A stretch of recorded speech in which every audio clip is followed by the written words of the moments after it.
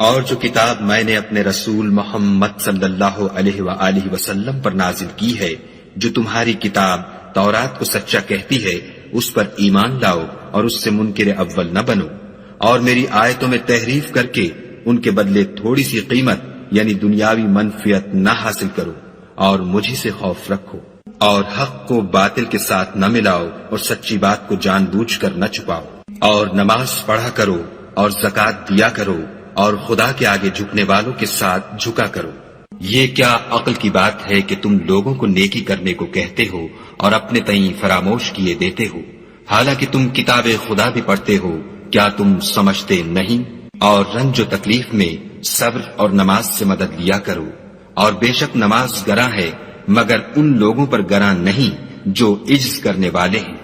جو یقین کیے ہوئے ہیں کہ وہ اپنے پروردگار سے ملنے والے ہیں اور اس کی طرف لوٹ کر جانے والے ہیں۔ اے یعقوب کی اولاد، میرے وہ احسان یاد کرو جو میں نے تم پر کیے تھے، اور یہ کہ میں نے تم کو جہان کے لوگوں پر فضیلت بخشی تھی۔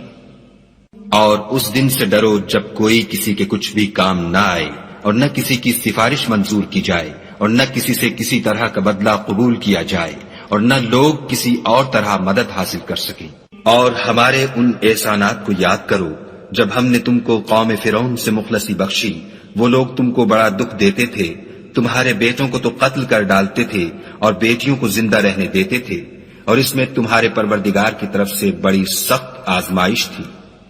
اور جب ہم نے تمہارے لیے دریا کو پھاڑ دیا تو تم کو تو نجات دی، اور فرعون کی قوم کو غرق کر دیا، اور تم دیکھ ہی تو رہے تھے۔